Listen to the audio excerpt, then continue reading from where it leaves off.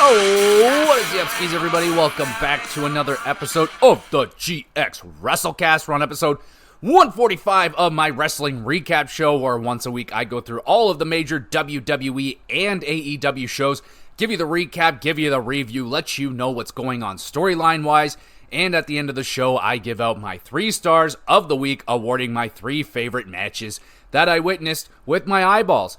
And when there are a extra pay-per-view, I will do an extra episode reviewing said pay-per-view, but we're in the clear this week, not so much next week. So, let's dive into the weekly recap. We're starting off with Monday Night Raw. They're in Green Bay, Wisconsin, and we're kicking it off with Gunther cutting a promo, calling everyone in the building a bum. Goodness. Gunther calls out Damian Priest. Damian comes right out and starts a huge old brawl with Gunther. Referees and the Stooges are flying all over the place. After the commercial break, Gunther is just like standing in the back, and then Priest just charges after him, starts another massive brawl, and yeah, that was a pretty fun way to kick off the show with a fun brawl. I love that imagery of Damian just charging after Gunther in the back, just, you son of a bitch. And yeah, a solid heel promo there from Gunther. Pretty solid. Yeah, I liked it. We move on to a number 1 contenders match for the Intercontinental Championship. It's Ilya Dragunov versus Braun Breaker. Breaker dumps Ilya on the top of the ring post. That was pretty cool. And then Ilya gets off a frickin' jackknife on Braun Breaker. That was impressive. Braun hits the run-up Frankensteiner, gets a near fall. Ilya hits a Death Valley driver onto the apron, my god, and then goes for a dive, but Braun with an anti-air spear just drops Ilya really hard on the floor. Dragunov cannot compete. The referee is forced to stop the match, and Braun Breaker wins. Damn. Well, that was a banger. Absolute banger. The finish was actually pretty good, showing like the destructive power of Braun Breaker and his spear. Awesome selling, as always, from Dragunov. Just, yeah, man, a stiff fight. I love when these two go at it. 8 out of 10. And, of course, Braun Breaker is now the number 1 contender again for Sami Zayn's Intercontinental Championship. Backstage, we have Dom is speaking with Rhea Ripley about Jey Uso. Finn cuts in, tells Dom he's got to destroy Jey Uso. Rhea's like, nah, that's a waste of time. And Finn is angry that Rhea Ripley is defending Jey Uso. Oh, snap. We move on. It's Sonya Deville with Zoe and Shayna versus Lyra Valkyria with Chance and Carter. We get chaos on the outside. Valkyria tries to help Chance and Carter, but Sonya hits Lyra with the Devil's Advocate for the W. Pretty decent, quick match. We're just kind of moving along this rivalry that's kind of, what would we call that, brewing between Sonya Deville's new group and Chance and Carter and all them. Again, wondering, I doubt there's ever going to be a trios championships, but they kind of got this trios thing going on right here. Just wondering. We get a weird Wyatt 6 video with Nikki Cross screaming and just kind of unpleasant, honestly. Wasn't really feeling it. We get CM Punk. He is here to cut a promo. Quickly calls out Drew McIntyre to the ring for a fight. Drew arrives, trolling CM Punk this time, showing off Punk's bracelet that he stole. Punk is flipping out. Adam Pearce arrives, makes McIntyre versus CM Punk official for SummerSlam. Oh, baby. Pearce tells Drew and Punk that they have to keep their hands off of each other until SummerSlam. Pearce says there's a referee problem. Out comes Seth Rollins, who is announced to be the special guest referee for that match at SummerSlam. Yeah, not really sure how I feel about that. Like, it's Seth frickin' Rollins in SummerSlam. Like, shouldn't he be doing something a little bit bigger than being a special guest referee? I don't know, man. Like, it's a big match. I don't know. Is Seth hurt? Is he still dealing with something? Odd. Just kind of odd, but regardless, we're getting Punk versus McIntyre at SummerSlam. That's going to be awesome. Now backstage, we have Liv Morgan finds Dom. Liv says that everything is going to be okay. Dom says everything is okay. Then Finn Balor shows up, which means Liv Morgan leaves. What the heck? We got Sami Zayn is asked about Braun Breaker. Sammy warns Breaker, again, not to take the champ lightly. Commotion backstage, it's Judgment Day attacking Jey Uso. Sami Zayn to the rescue. Yeet. We move on. It is a trios tag match. Xavier Woods, Otis and Tozawa with Maxine versus AOP, Akeem, Razor, and Karrion Kross with the Final Testament. Kross hits a F10 to poor Tozawa, just sends him flying. Hometown Otis gets the hot tag, nails the Caterpillar, gets a huge pop for that. Xavier beating on Karrion, loses focus, kicking Razor. Kross F5s Woods, and the Final Testament wins. Solid tag, great reaction for Otis, finally free of Chad Gable. Or is he? Gable arrives on the scene with the Creeds. Gable wants Alpha Academy back to help with the Wyatt 6 attacks. Otis tells Chad no, again. Creeds attack Otis and Tozawa. Otis gets his hands on Chad for a moment, but the Creeds are there to save Chad.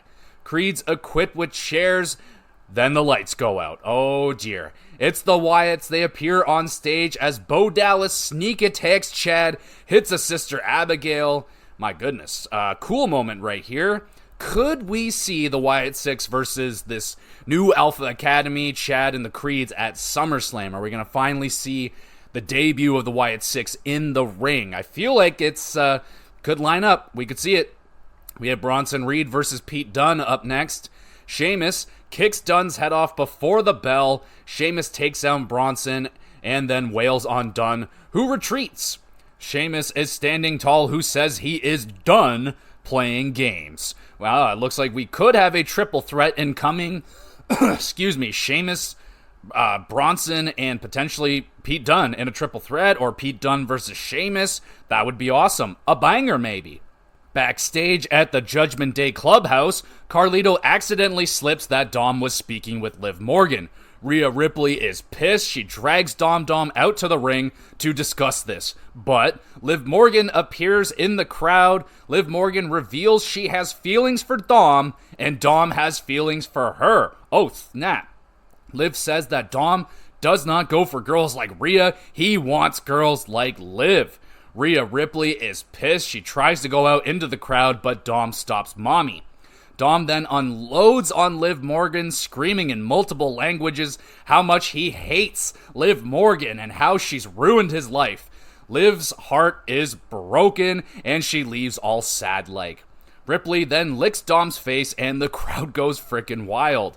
I like that, but I'm very curious to see how Liv Morgan is going to respond. Is she gonna, go nuts, just go crazy and just start doing these really, really crazy things? I am excited. Or is she just gonna pout and be super sad? I don't know, but I think this is only going to make Liv Morgan even more determined to destroy Rhea Ripley and maybe even Dom's life now, even more so. We'll see.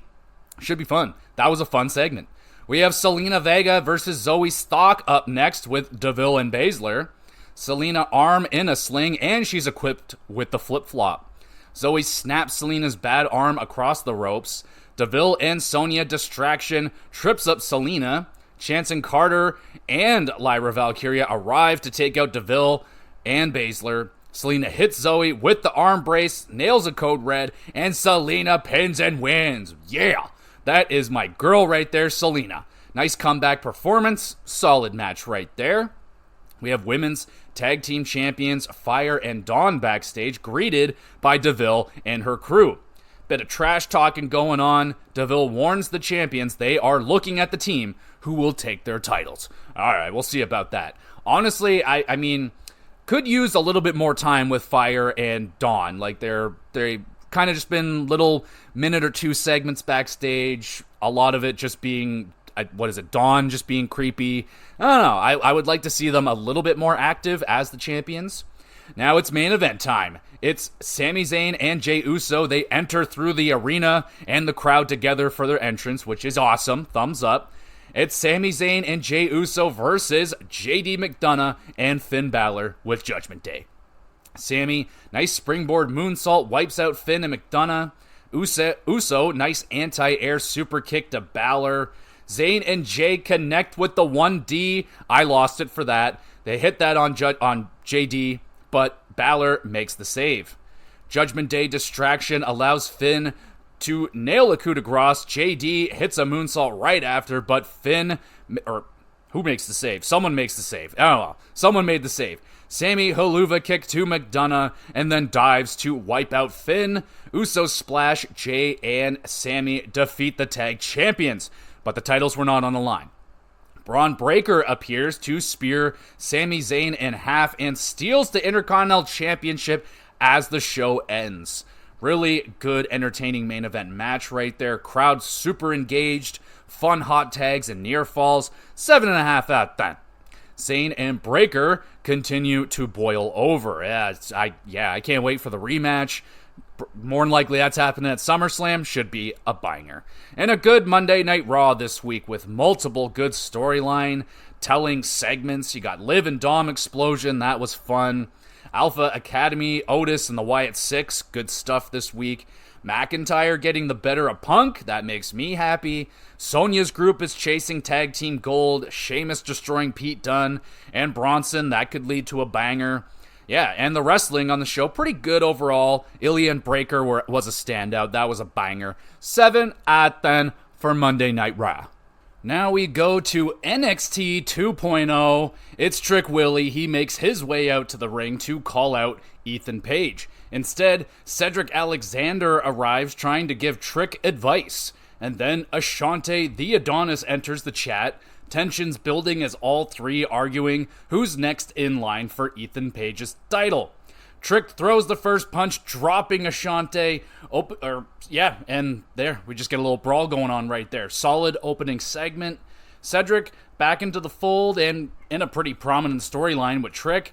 He was pretty decent. I don't know. I didn't really love his performance in this one, but he'll be better in the ring. We move on to the first match of the night. It is Josh Briggs versus Brooks Jensen in a no disqualification match. We have Briggs choke slamming the shit out of Jensen through the announce table. Lovely, just lovely bump. Fantastic. Thumbs up. We get Jensen smacking Briggs with a kendo stick a whole bunch of times. And then Briggs backplexes Brooks onto the steel steps. That was gnarly. Super gnarly. Briggs chair in hand. Sean Spears appears. Super excited. Tells Briggs to do it. Just do it. Instead, Jensen nails Briggs with a chair shot and a DDT onto the chair for a huge W for Brooks Jensen. Banger of a brawl right there with some nasty bumps. That freaking steel chair spot, that was nasty. Nasty fall. Briggs has welts all over his back from the freaking kendo stick. Yeah, great job from both men. They definitely have chemistry with each other. They've shown it in the past. 8 out of 10. That's a banger. We get the Rascals. They speak with the tag champions, Frazier and Axiom. They're looking for a trios match. Champs accept, and they will find themselves a partner later. Axiom tells Nathan he's entering the speed tournament, and Nathan flips out on Axiom as the champs can't seem to get on the same page. So, what the heck? Nathan, Axiom was being cool with it. Now he's like, oh, you know what? You were right. It's cool that we can be tag champs and do other shit. And now Nathan's like, oh, hell no. Why aren't you focusing? It's like, dude, you're a hypocrite. Get out of here. Speaking of hypocrite, we get Lexis King versus Eddie Thorpe. We get some heavy chops traded from both men. Eddie counters the coronation into an impaler DDT for an impressive victory. Decent, quick match. I felt that Eddie Thorpe was pretty dominant in this one. King attacks Eddie after the bell, crushing Thorpe's fingers with the steel steps or his scepter thingy. In between, he crushes his fingers or whatever. The thing is, how the heck is Eddie Thorpe gonna DJ now with broken fingers? We get Trick Willie. He is interrupted by a creeping Pete Dunne who is in the background just staring at Trick. And then he tells Trick to figure it out and just leaves. What the heck are you up to, Peter? I don't like this, or maybe I do like this. Anyway, we get Ora Mensa versus Ashante the Adonis. We get Mensa hits a mean-looking spinning kick in the corner to put away Ashante. Really solid competitive matchup right here. Mensa, nice kicks, lots of kicking, I like that. And building up some momentum with some I don't know how many wins in a row now, but he's building up some wins in a row here. Ora calls out Ethan Page after the match, says he will pin the champion 1, 2, 3. And he gets the crowd to chant it, and yeah, pretty cool. Crowd's getting behind him. We get Ren Sinclair telling Charlie Dempsey she better win her match tonight, or who knows what she might say to someone. Dempsey scrambles to try and come up with a plan to help out Ren and her match. And we have that match now. It's Carly Bright with Gray versus Ren Sinclair with the No Quarter Catch crew. The family's also watching. They're like, oh man, this is awesome. And they're eating popcorn and stuff. That's good. Dempsey saves Ren, putting her foot on the ropes. All right. Gray attacks the No Quarter Catch crew. Amongst that chaos, Sinclair rolls up Bright. Dempsey assisting Ren with the pinfall and stealing the W. This was a fine, entertaining matchup. I'm starting to enjoy the Sinclair and the Dempsey situation. You throw into family. It's entertaining, and it's bringing along Sinclair, who's not going to say she's been lost in the fold, but there's an abundance of new, talented female wrestlers. And yeah, this is kind of her way of breaking through that. I'm liking it.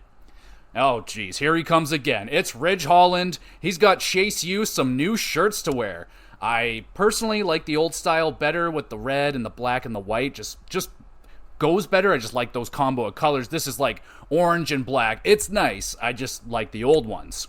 Thea Hale gets interviewed about her upcoming title match, discusses Holland's impact on Chase U. Yeah, just a nice, good segment here for Thea Hale. Really excited for her. The fact that she says, she's like, I'm only 20 years old, and I was like, oh my gosh, she's only 20 years old. That's just insane. Good for her. We get Trick Williams versus Cedric Alexander up next. Trick with a lovely spinning boot on Cedric, gets a near fall there. Alexander nails a nice counter Michinoku driver. Trick hits the trick shot to put away Alexander for the big W. Damn, I still haven't seen that lumbar check yet. I'm nervous that he might have retired that move. I hope not. Really good match here, though. Bit of stiffness in there with the strikes. Alexander's selling was fantastic. And I'm feeling some strong chemistry between these two. I would not mind at all if they fought again. 7.5. We get Pete Dunne. He attacks Trick after the match.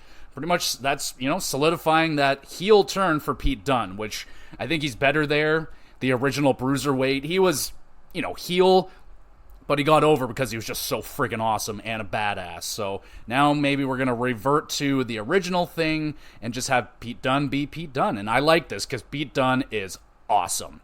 All right, we move on to Sol Ruca and Carmen Petrovic in tag team action against Lash Legend and Jakara Jackson. Ruca, wicked springboard X Factor, just lovely right there. Lash, stiff anti-air kick to Ruca. Lash, big ol' right hand, drops Petrovic, plus that weird slam that she does. And Lash and Jakara win. Pretty good, hard-hitting tag team match right here. Ruca and Lash were on fire, and the other two were not as on fire, but good. 7 out of 10, good match. We got Roxanne Perez absolutely losing her shit on Shawn Michaels backstage, who is like old man confused. He's like, I don't even know what's happening. We get a video package for the super popular Joe Hendry. Hendry announces he will be having a live concert on NXT next week. Oh, baby. And then in the parking lot, Gallus is flipping out because there are Hendry posters everywhere. They're all over their cars, they're on the walls, and then he's just flipping out. Made me giggle. I'm hitting that with a thumbs up. We get Ethan Page very upset about the victory that Ora Mensa has over him. So the champion comes out with referees, and then he makes the referee, or the referee just confirms that it wasn't a legal match, so the pinfall doesn't actually count. Ethan Page is celebrating as Mensa sneaks up behind the champion, rolls him up. That referee counts 1, 2, 3 again, and Ethan Page is livid. So that was, it's some fun stuff. Good pop there from the crowd. Good stuff for Mensa. We get the Dawn respecting the fact that Tavian Heights was an Olympic athlete and offers up a Heritage Cup match for Tavian. No Quarter Catch crew, accept the offer. Fuck yeah, man. I like Tavian. First time I saw him in that tournament, I'm like, yo, this guy's legit. And yeah, we're going to see him in a legit match against the Dawn next week. But it's main event time. It's trios tag team action. The Rascals, Wesley, Trey Miguel, Zachary Wentz versus Axiom, Nathan Frazier, and Javon Evans. We get some lightning fast combos from the Rascals on Nathan Frazier. My goodness, that was awesome. Wentz with the longest Bronco Buster ever in the corner to Javon. That was just awesome. Thumbs up. He just kept going. He just wham, wham, wham, and more and more. And I was like, that's amazing. Oh, yeah, that was good. Evans, beautiful springboard cutter on Trey. Wentz assisted moonsault with Wes, who dives out to take out Buddy. Wentz pins and the Rascals win. Certified bangage right here. Crazy fast pace to this match. Like, holy fuck. Wicked high flying. Tag combos were awesome. And how will this affect the tag team champions relationship?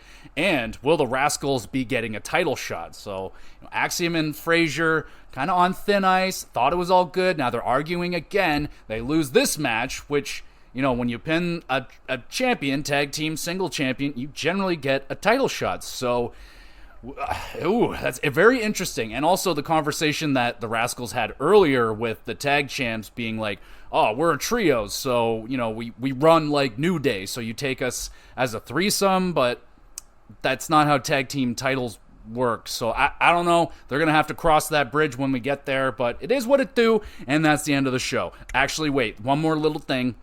We get Ava Raine telling Ethan Page he defends the NXT Championship against Aura Mensa next week. Ethan says, good, and that's the end of the show. Very good NXT with lots of matches this week. That's nice. Couple of bangers and a few, just whatever matchups. Not that great, but a couple bangers. You get Aura Mensa starting to emerge. Now he's a title contender.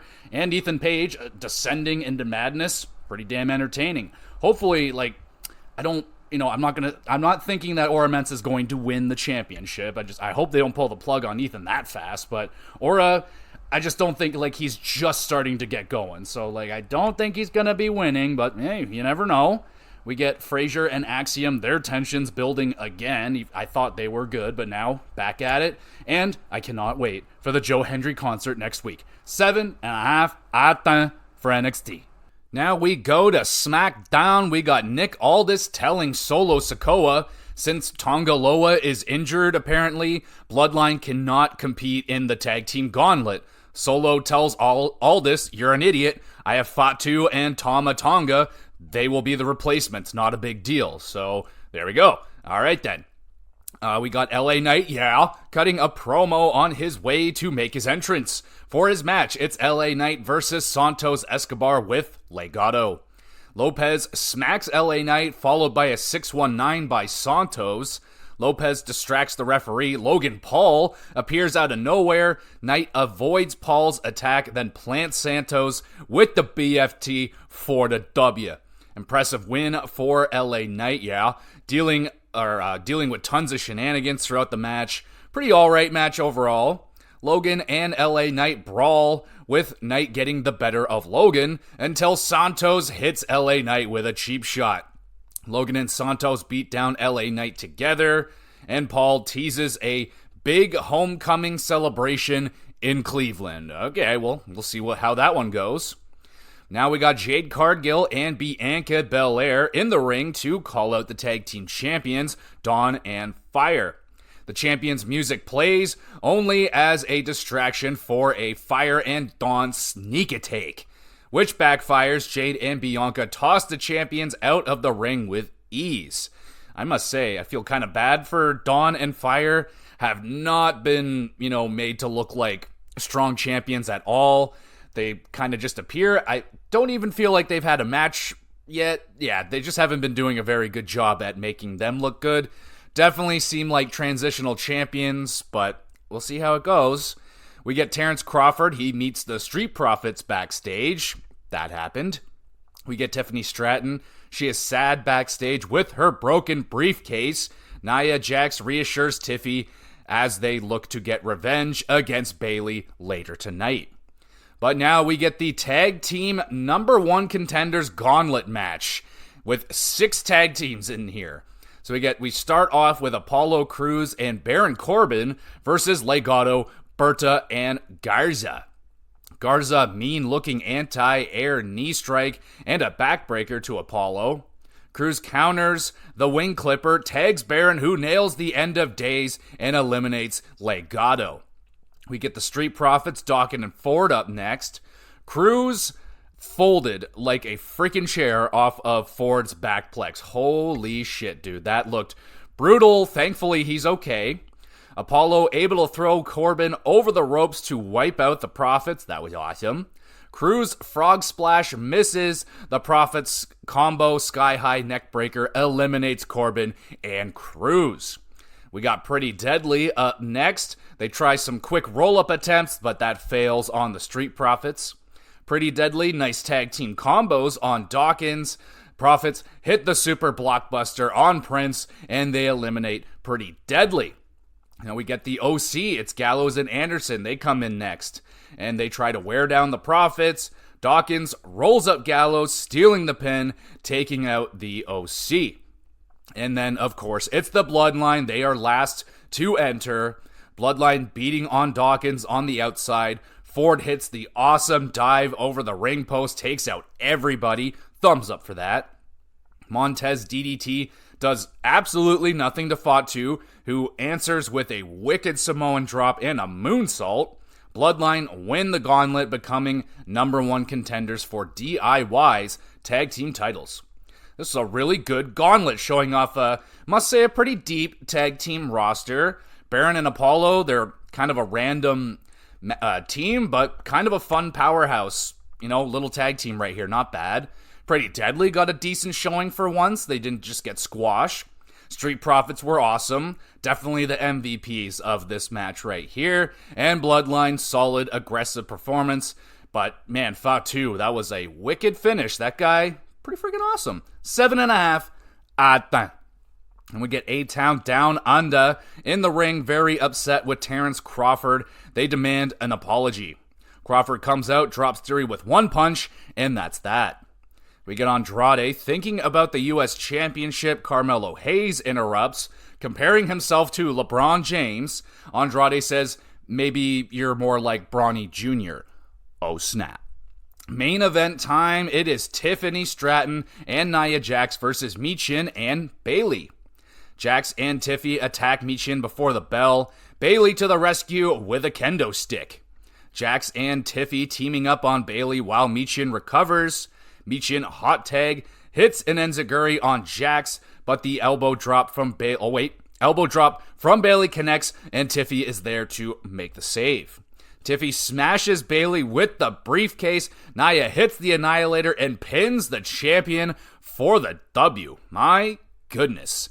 All right, main event match right here. I mean, mostly storyline building for Nia Jax and Tiffany working together to eventually take out Bayley. I thought maybe there would be some sort of money in the bank tease there, because they annihilated Bayley. She was down, so they could have potentially cashed in right there, but nothing like that goes down. And then they end the show with a video of Solo and the Bloodline claiming the Universal title will be Solo's at SummerSlam. And that's the end of the show. I thought it was a solid SmackDown. Not too crazy, a little bit of storyline building, more Bloodline stuff as Solo starting to, go after Nick Aldis and kind of push him aside, and he's just like, I'll just do whatever the hell I want. LA Knight and Logan Paul continue, that's okay. We got Jade and Bianca going after the tag team championships. I mean, it'd be like, I like the way that they're building up Jade and Bianca together, but, it would be better if they build up the champions as a little bit more of a threat to Jade and Bianca. So I don't know, that's just kind of happening. We get the tag team gauntlet. That was obviously a big part of the show, but it was a really good gauntlet. I enjoyed that. Showed off a good amount of the tag teams. And the main event was whatever. 6 out of 10 for SmackDown. We'll go now to the land of AEW. We are in Nashville for Blood and Guts, baby. But first, we have Will Ospreay. Apparently, his tire on his car has been stabbed, forcing Will to steal a car or be late for the show. So, Will Ospreay is racing to the arena. And then we get the new international champion, MJF, cuts a promo. Max claims he defeated Ospreay in dominating fashion without even breaking a sweat, and calls Ospreay's grandma a skank. Now hold up just a minute. You were on oxygen tanks, my boy. Oh, also, don't call grandmas a skank. How dare you? We move on, into the promo further. Max trash-talking Nashville calls the current international championship garbage and chucks it into the trash can. Oh my god.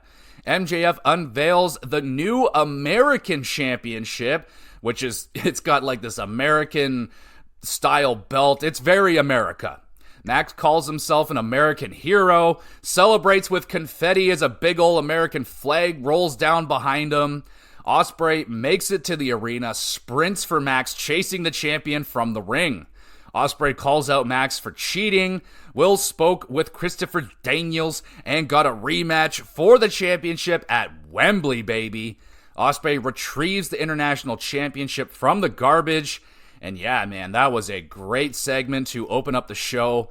MJF, elite level heel work. I friggin' love it. Just denying the truth and just, so good. Thumbs up for that. And I will say the belt looks pretty damn cool. It's very America. The strap is just like the American flag. Very cool. Similar look to the AEW championship, I guess. But yeah, it's a nice looking belt. I don't know if they're going to keep that one around. Maybe it's just going to be another championship they add. I'm not really sure. But cool. I like that. We have Team Elite. They have attacked Christopher Daniels backstage and just so happen get the advantage for Blood and Guts. So they're going to have their members coming in first. Fuck. But now we get FTW Championship match. It's Chris Jericho defending against Minoru Suzuki.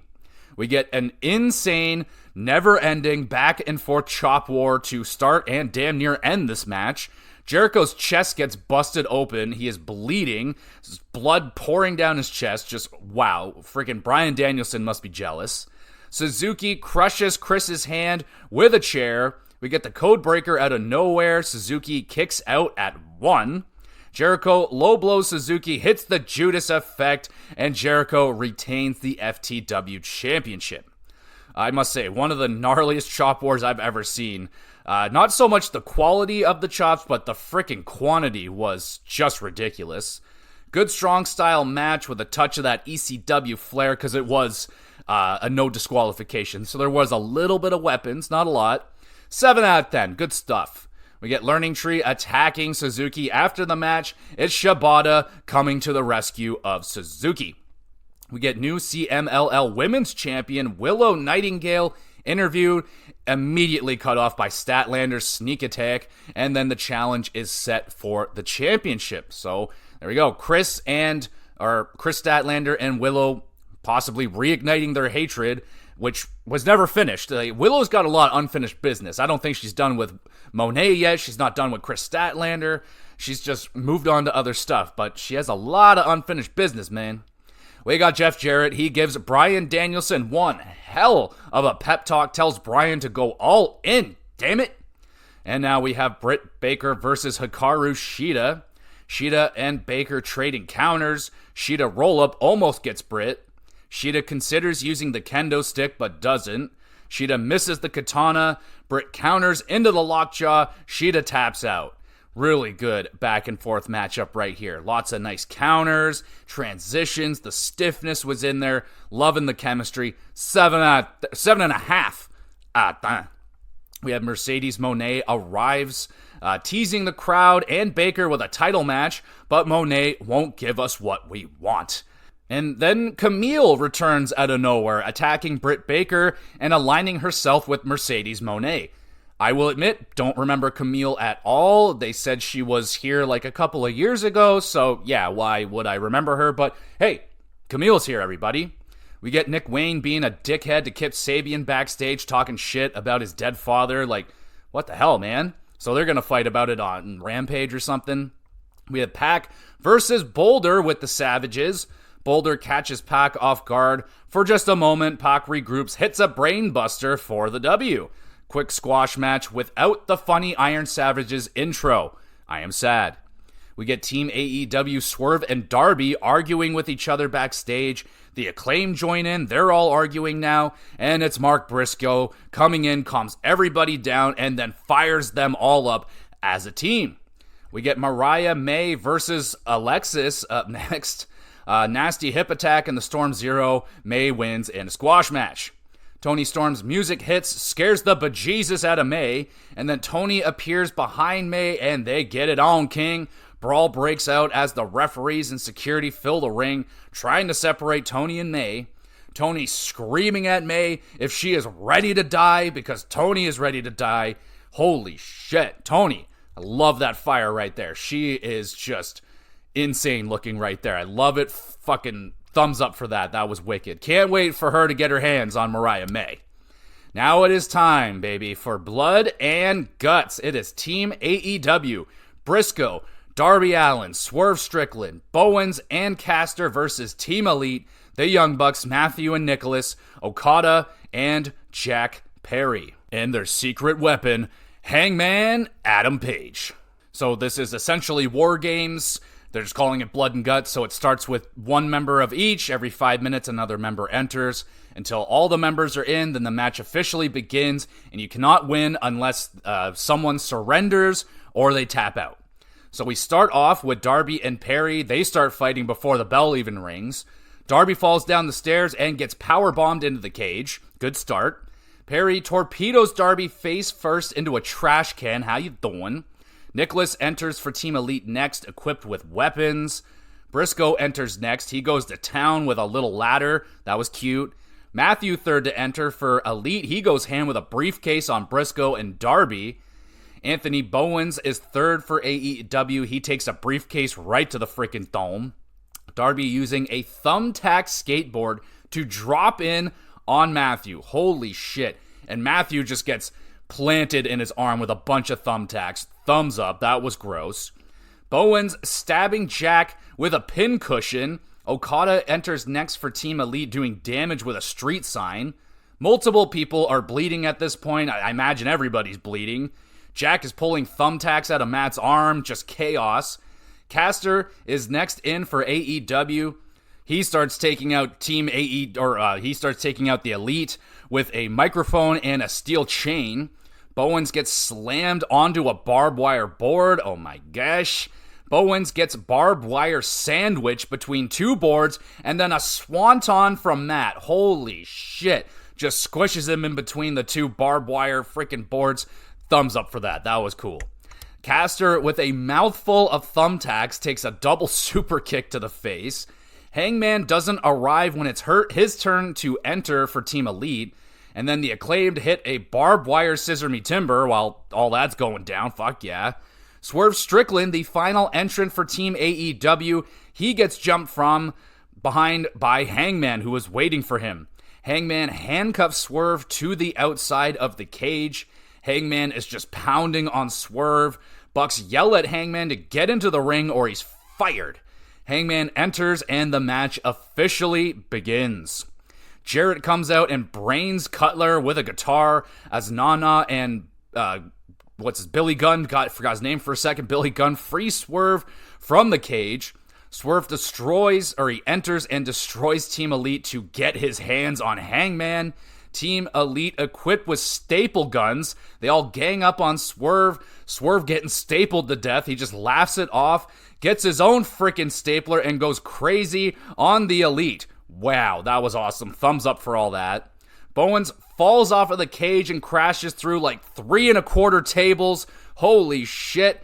Thumbs up for that too. Why not? Briscoe goes on a J Driller spree. The elbow drop. He elbow drops Matt through a table. Darby climbs the cage up on top of like this, I don't know, scaffolding or something, and he delivers a nasty coffin drop off the freaking whatever the hell that was, and hits Perry through a table. Oh my god, that's gotta hurt. Thumbs up. Perry is handcuffed to the cage. They're not done with him yet. He's getting pummeled with kendo sticks, and he will not surrender. Briscoe whips a chair at Perry's head. Like, oh, dude, that's got to be a concussion and a half right there. That was brutal.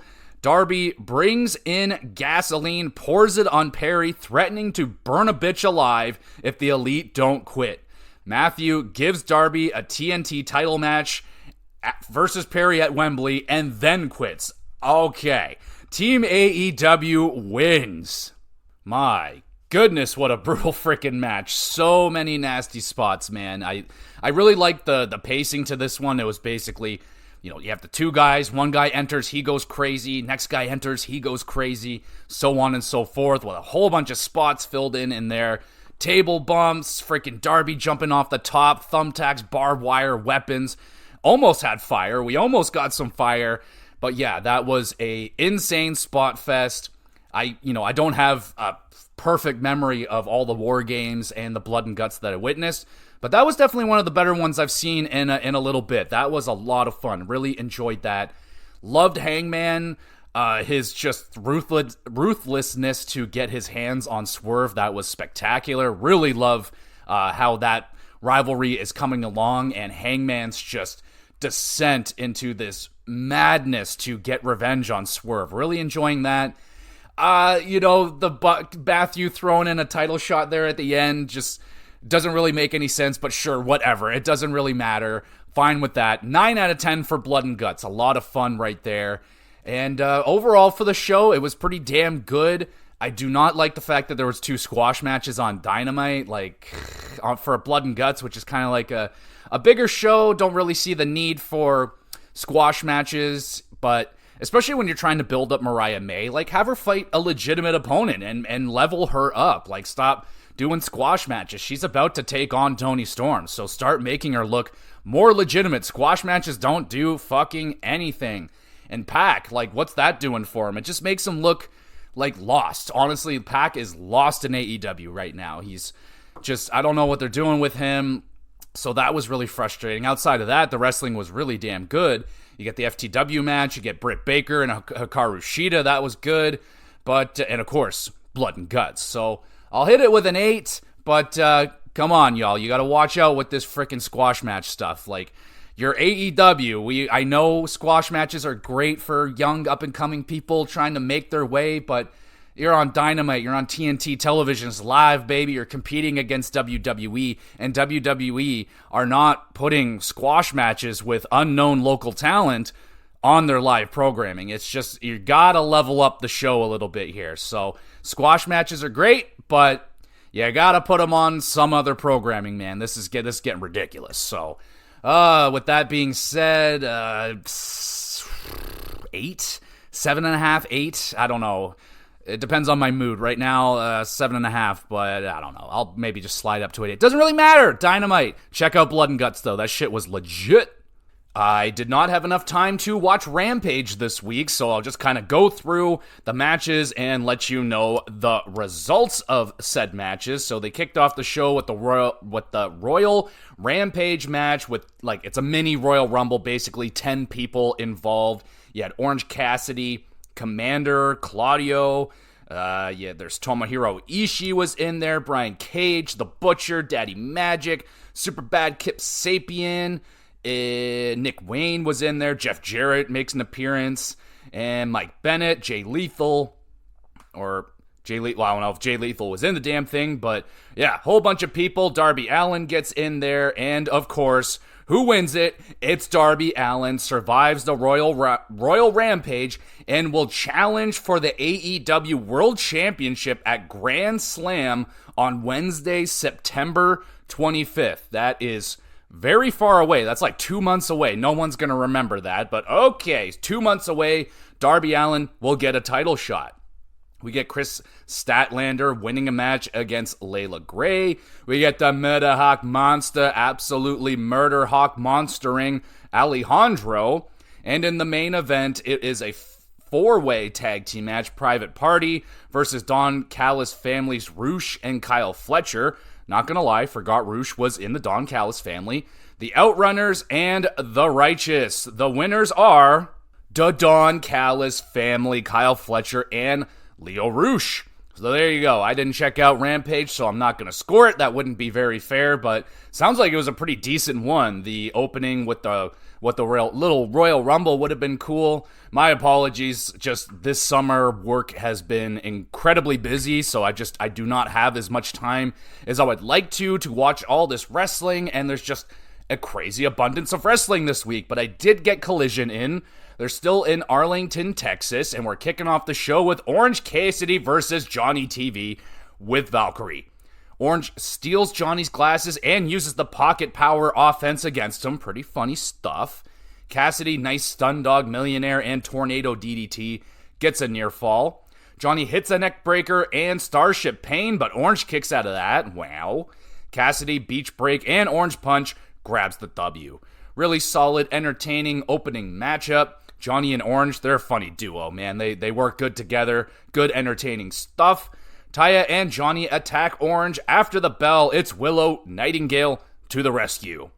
We get the Bang Bang Gang backstage promo seeking revenge on the Patriarchy for using shady tactics to steal the trio's titles from them.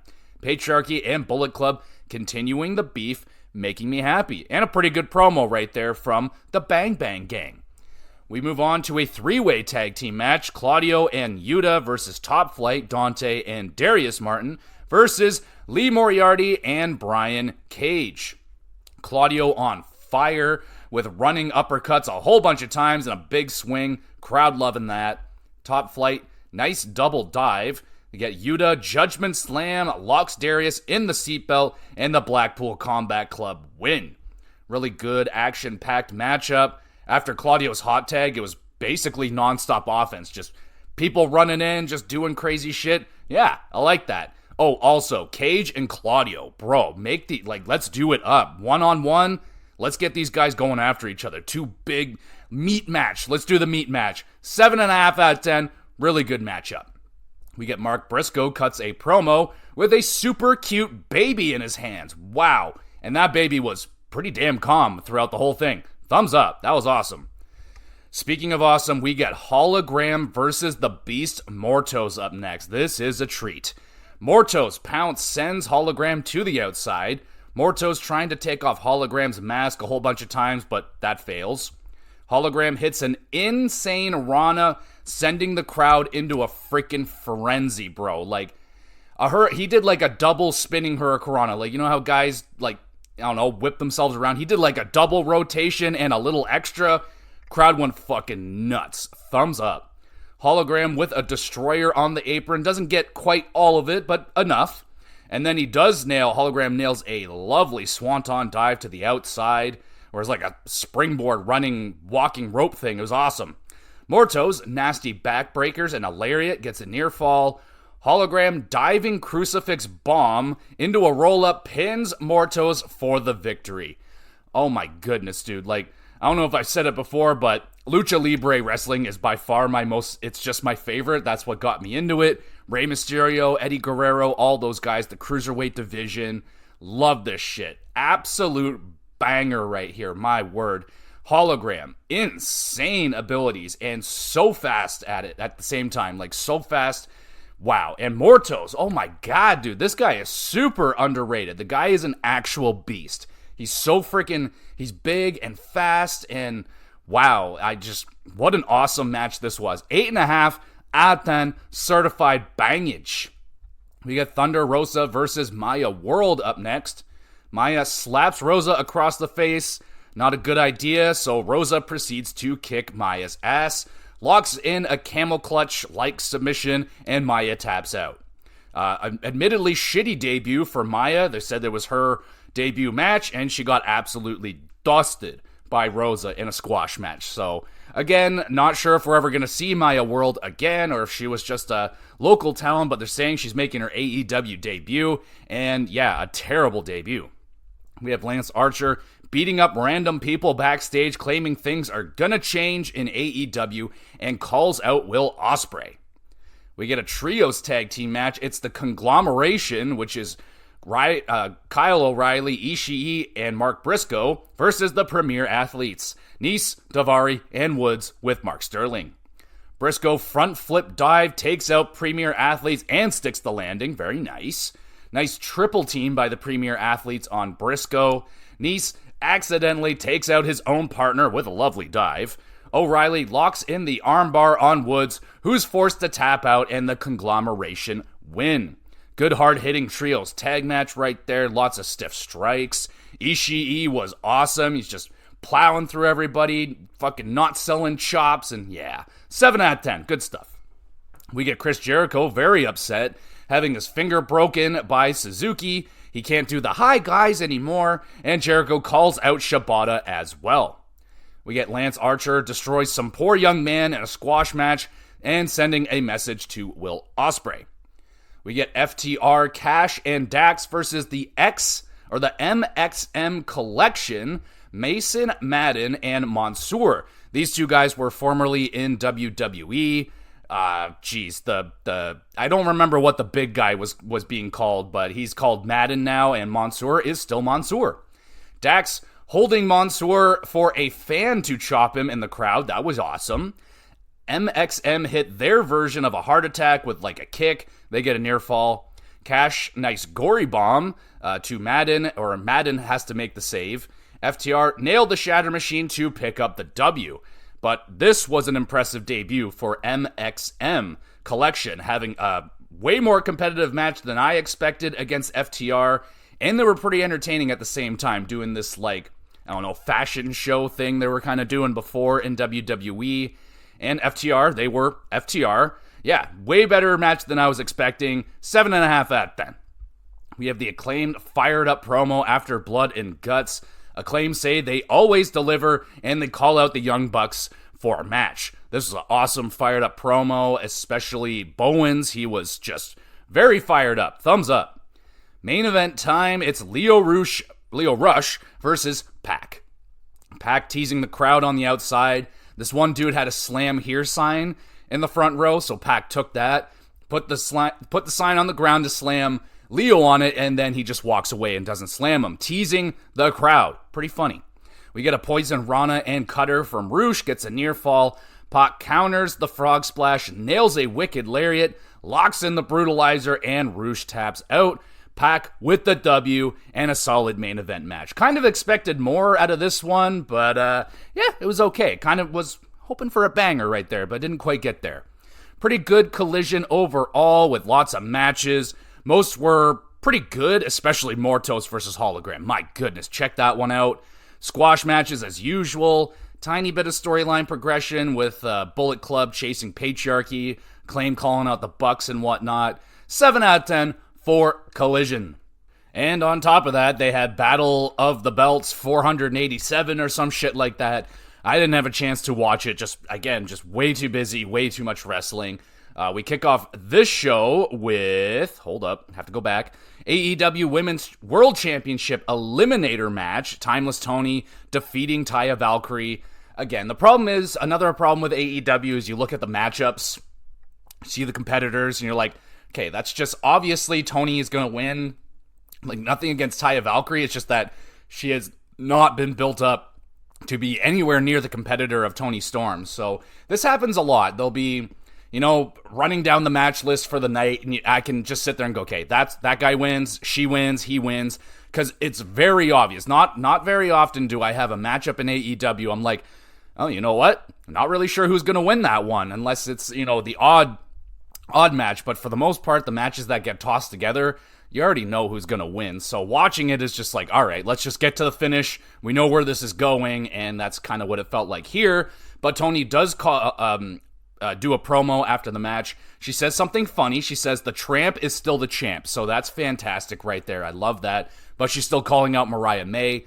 And yeah, as their heated rivalry continues onward, Kip Sabian gets interviewed backstage talking about the passing of his father that legitimately happened, and Nick Wayne just like torturing poor Sapien. And yeah, so they had a little interaction there on Rampage, and they continue to see where that one's going to go. It's kind of a background storyline. Like, now it might start getting to have more time on air, and a little bit more focus would be good.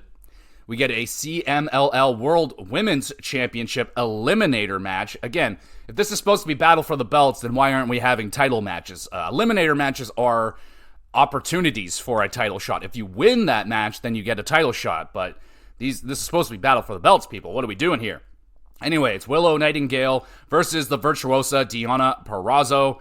The champion pounces Deonna. Willow plants Deonna with the babe, with the powerbomb. What the fuck does that mean? Anyway, Willow hits a powerbomb and pins Deonna for the W.